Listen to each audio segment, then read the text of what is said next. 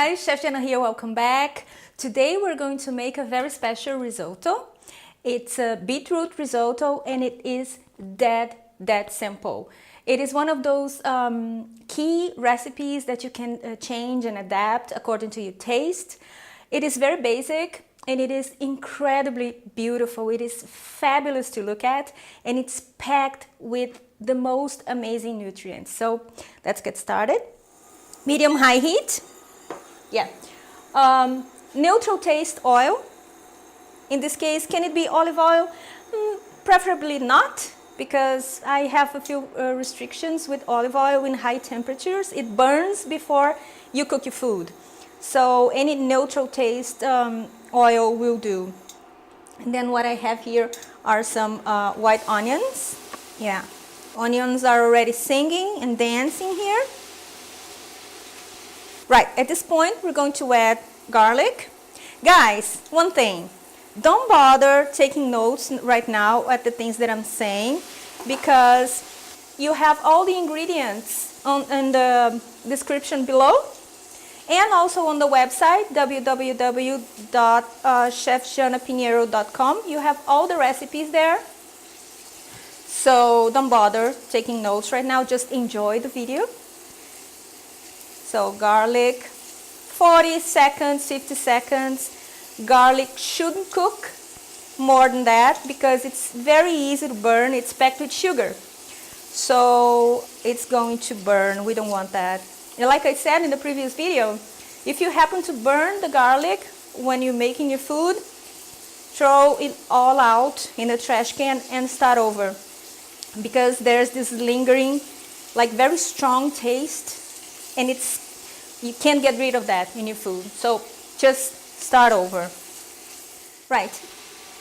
Like I said, onions are singing here. And we're going to use a very proper, that's the key ingredient, risotto rice. My favorite one is canaroli, but you can use arborio, which is the king of the rices. But it's important that it's those short grain ones, because they have a lot of starch, and we need the starch because that's what's going to be make the risotto creamy. It's that coat around the rice, it's the starchy coat.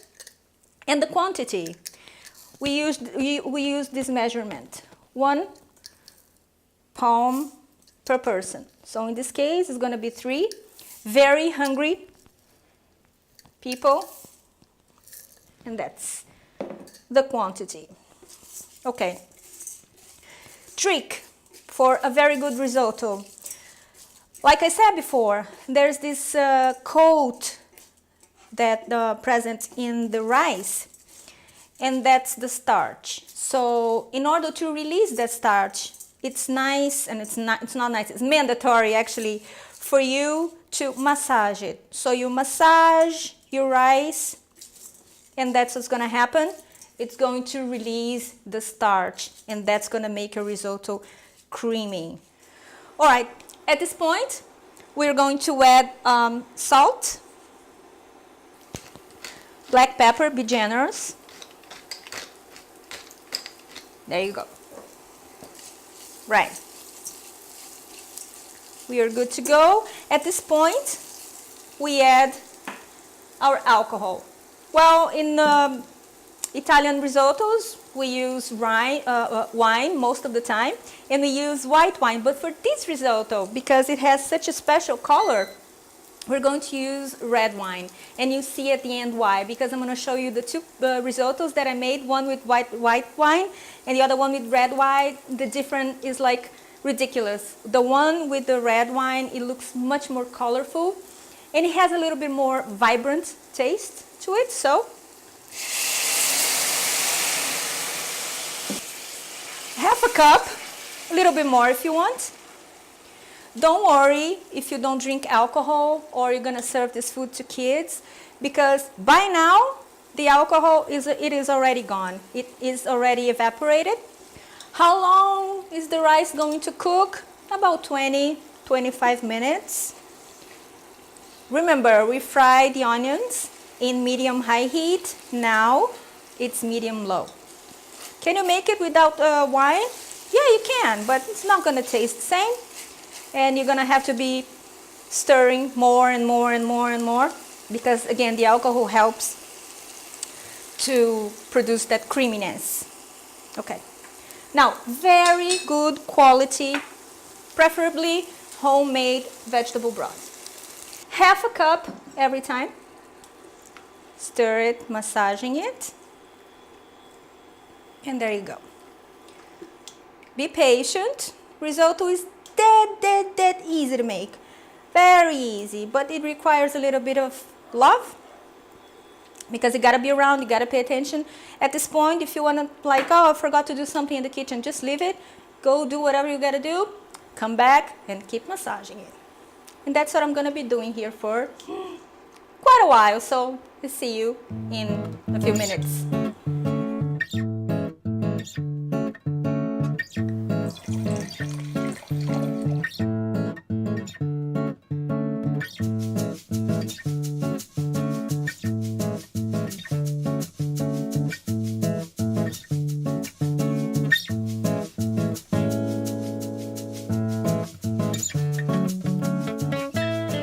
Alright guys, I have been babysitting our risotto here for about 15 minutes and it looks beautiful. Look at these. What we're looking for here is that al dente sensation. Al dente means that when you bite it between your teeth, it finds some resistance, like slightly, a slight resistance, but not raw. You cannot bite it and, like, you know, break it. It has to have some resistance, but it has to be soft. I have been testing this recipe for one reason.